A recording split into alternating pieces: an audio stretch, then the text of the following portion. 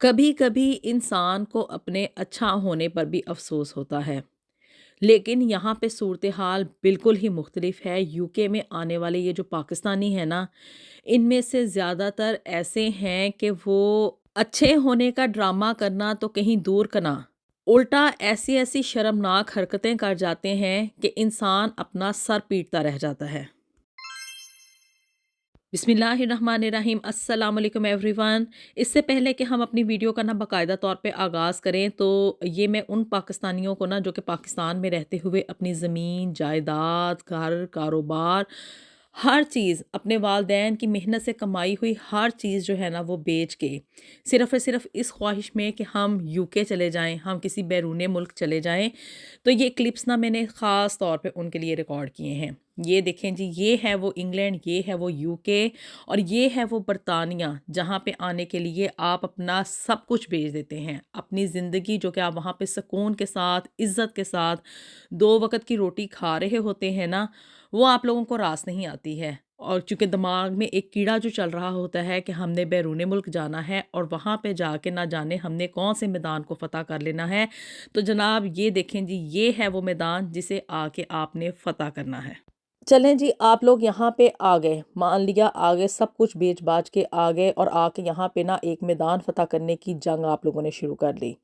اور چلیں سپوز کر لیتے ہیں کہ آپ لوگوں نے وہ میدان فتح بھی کر لیا، یہاں کی نیشنلٹی لے لی اور یہاں پہ آپ لوگ ہمیشہ ہمیشہ کے لیے سیٹل ڈاؤن ہو گئے، لیکن ایٹ لیسٹ یہاں پہ آ کے اپنے ملک کا نام اس طرح کے اوچھے ہتھ کنڈے استعمال کر کے اس کو یہاں پہ روشن مت کیا کریں۔ پاکستان کے اس وقت حکمران جو ہیں سو ہیں ہی ہیں، وہ تو پاکستان کا نام بڑے ہی بدنام طریقے سے روشن کر رہے ہیں انٹرنیشنل لیول پہ، لیکن ایٹ لیسٹ ہم پاکستانیوں کو تو چاہیے نا کہ ہم لوگ جہاں پہ بھی جاتے ہیں وہاں پہ جا کے ہم لوگ اپنے کنٹری کو ریپریزنٹ کر رہے ہوتے ہیں۔ ہم لوگ نہ چاہتے ہوئے بھی، چاہے ہم لوگ برٹش ہو جائیں، ہم لوگ چاہے امریکن ہو جائیں، ہم لوگ چاہے کینیڈین ہو جائیں، یا کسی بھی نیشنلٹی کا ٹیگ ہم اپنے نام کے ساتھ اٹیچ کر لیں، لیکن اینڈ آف دا ڈے ہم لوگ رہتے پاکستانی ہی ہیں۔ بیرون ملک آ کے آپ لوگ جو کچھ بھی کرتے ہیں نا، صرف ایک بات اپنے ذہن میں رکھ لیا کریں کہ آپ لوگ چاہے جس مرضی ملک کی نیشنلٹی لے لیں، لیکن جب وہ بدنامی والے کام آپ لوگ کرتے ہیں نا تو اینڈ آف دا ڈے یہی کہا جاتا ہے کہ یہ پاکستانی مرد یا عورت نے یہ فلاں فلاں کارنامہ سر انجام دیا ہے۔ میرا یہ سوال ہے ان تمام پاکستانیوں سے جو کہ اپنا ملک چھوڑ کے کہیں نہ کہیں بیرون ملک جاتے ہیں، کیا آپ لوگ یہی سب کچھ کرنے کے لیے پہلے بیرون ملک جاتے ہیں، وہاں پہ جا کے محنتیں کرتے ہیں، وہاں کی نیشنلٹی حاصل کرتے ہیں، اور پھر جب آپ کو وہاں کی نیشنلٹی مل جاتی ہے تو اس کے بعد آپ لوگ اس طرح کی اوچھی حرکتیں کیوں کرتے ہیں؟ اپنا محاسبہ ضرور کیجئے گا۔ اب میں یہ نہیں کہہ رہی کہ یہاں پہ یو کے میں آنے والے تمام پاکستانی اس طرح کے ہیں، کئی ایک لوگ بڑے ہی یہاں پہ معزز گھرانوں میں سے بھی آتے ہیں اور یہاں پہ آ کے وہ سیدھے طریقے سے اپنی زندگی بھی گزارتے ہیں، بڑے ہی اچھی فیملیز کے ساتھ ان کا تعلق ہوتا ہے، لیکن چند ایک لوگ ایسے بھی ہوتے ہیں جو کہ یہاں پہ آ کے اس طرح کی گھنونی قسم کی حرکتیں کرتے ہیں، اور اس طرح کے جب آپ لوگ ایکٹ کرتے ہیں نا تو ایک بات اپنے ذہن میں رکھا کریں کہ آپ لوگ اپنے ملک کا نام لازمی طور پہ برباد کر رہے ہوتے ہیں۔ اچھا جی، برطانیہ کی نیشنلٹی لینے کے بعد نا یہاں پہ آنے والے یہ جو پاکستانی برٹش ہو جاتے ہیں نا تو وہ سمجھتے ہیں کہ ہمیں ہر کام کا پرمٹ مل گیا ہے ہمارے اوپر، اب چونکہ ہم نے برطانیہ کا پاسپورٹ لے لیا ہے تو اس لیے اب ہم کوئی بھی الٹا سیدھا کام کر سکتے ہیں کہ یہ ایک لوگ یہاں پہ پاکستان سے لا کے بچے یا بچیاں ان کے اوپر ظلم کرتے ہیں، چونکہ فری کا ایک نوکر جو چاہیے ہوتا ہے۔ اور اس ٹاپک کے اوپر میں نے بہت ساری ویڈیوز بنائی ہیں کہ بیرون ملک اپنے بچوں یا بچیوں کی شادیاں کرنے سے پہلے 10,000 مرتبہ سوچا کریں۔ اور آج جو میں ایک واقعہ آپ لوگوں کے ساتھ شیئر کرنے جا رہی ہوں نا، یہ عورت پاکستانی تھی اور یہاں پہ یہ یو کے میں شادی کر کے آئی۔ آج سے چند سال قبل نا اس کی یہاں کی برٹش نیشنلٹی ہو چکی تھی، ختیجہ شاہ اس کا نام تھا، 2 اس کے بچے تھے اور تیسرے بیبی کی گڈ نیوز اس کے ہاں تھی، اور یہ اپنے شوہر کو یہاں پہ یو کے میں چھوڑ کے یہ پاکستان اپنے گھر والوں کو وزٹ کرنے کے لیے گئی ہوئی تھی۔ جیسے کہ میں نے آپ کو پہلے ایکسپلین کیا کہ اس کا یہاں کی یو کے کی نیشنلٹی ہو چکی تھی، یعنی کہ اس کا برٹش پاسپورٹ ہو چکا تھا، اسی طرح سے اس کے بچے جو دونوں اس کے ساتھ گئے تھے نا وہ بھی برٹش نیشنل ہی تھے، اور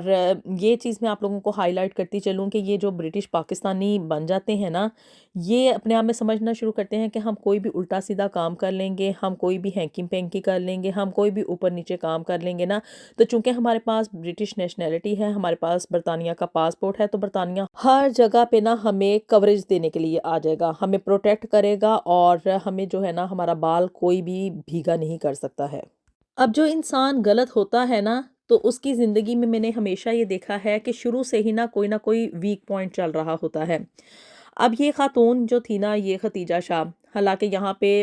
یو کے رہنے والے ایک شخص کے ساتھ اس نے شادی کی، اس نے اس کو یہاں کی نیشنلٹی دلوائی،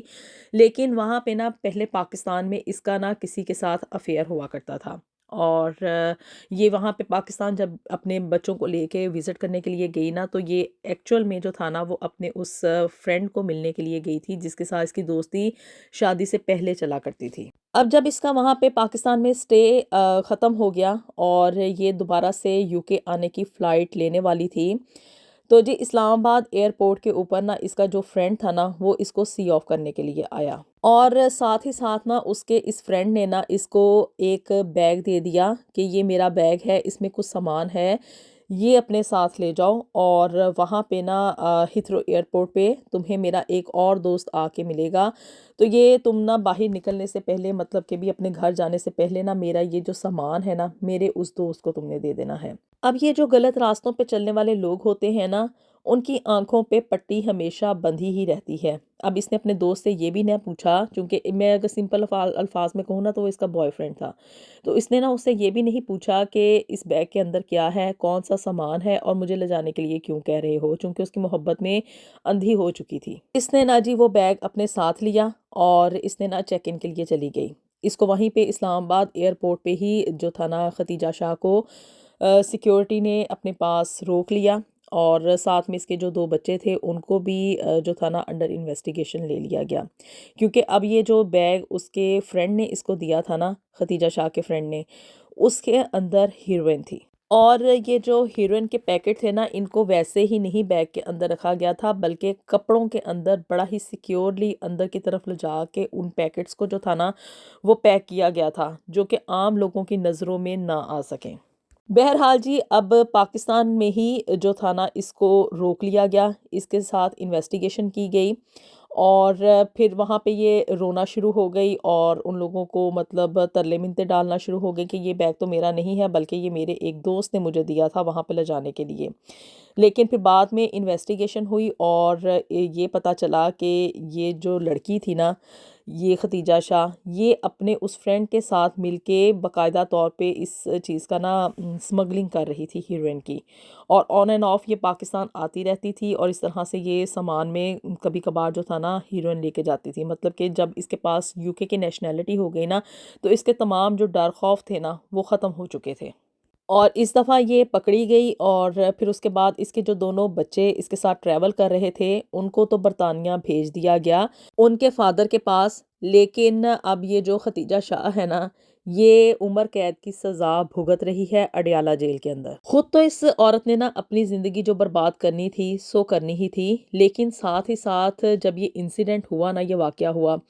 اس وقت یہ ایکسپیکٹ کر رہی تھی، اور جب یہ اڈیالہ جیل میں اپنی یہ سزا جو تھی نا اس کو کاٹ رہی تھی، تو وہیں پہ جیل میں ہی اس کے ہاں ایک بیٹی کی پیدائش ہوئی جس کا نام اس نے ملائکہ رکھا، اور وہ چھوٹی سی معصوم بچی جو کہ کسی بھی گناہ میں ملوث نہیں تھی، نہ ہی مطلب اس کا کوئی اس میں لین دین تھا، اس چھوٹی سی بچی نے نا اپنی زندگی کے 6 سال وہاں پہ اڈیالہ جیل میں گزارے۔ پھر جی اب یہ جو بچی کا باپ تھا نا، ملائکہ کا فادر، اس نے یہاں کی برٹش کونسل کے ساتھ رابطہ کیا، اور ان کو یہ ساری سچویشن جو تھی نا وہ بتائی کہ میری بیٹی وہاں پہ ناکردہ گناہوں کی سزا بھگت رہی ہے، مطلب کہ میری بیوی نے تو جو غلط کیا سو کیا، اور اس کو اس کے کیے کی سزا بھی مل گئی ہے، لیکن اب کسی نہ کسی طریقے سے نا میری بچی کو وہاں سے نکلوایا جائے۔ پھر جی برطانوی ہائی کمیشن نے یہاں کی جو چیریٹیز وغیرہ تھیں اور جتنے بھی سوشل ورکرز تھے نا وہ آن اینڈ آف اس بچی سے ملنے کے لیے وہاں پہ پاکستان اڈیالہ جیل میں جایا کرتے تھے، اور ساتھ ہی ساتھ پھر یہاں کی ہائی کمیشن کی طرف سے جب انٹرفیئر کیا گیا تو فائنلی پھر یہ فیصلہ ہوا کہ ملائکہ کو جو ہے نا وہ یہاں پہ یو کے بھیج دیا جائے گا۔ اور پھر کچھ ہی عرصے کے بعد کیا ہوا کہ یہ ملائکہ جو تھی وہ یہاں پہ یو کے میں اپنے باقی کے بہن بھائیوں اور اپنے فادر کے پاس یہاں پہ آ گئی، اور اب اس وقت تو وہ یہاں پہ اپنی ایک اچھی زندگی گزار رہی ہے ملائکہ۔ لیکن آپ لوگ امیجن کریں کہ ایک چھوٹی سی بچی صرف اپنی ماں کے ان کالے کرتوتوں کی وجہ سے اس نے اپنی زندگی کے 6 سال وہاں پہ اڈیالہ جیل میں گندگی کی حالت میں گزارے۔ اب پاکستان کی جیلوں کا حالات آپ لوگوں کو اچھے طریقے سے اندازہ ہونا چاہیے کہ وہاں پہ تو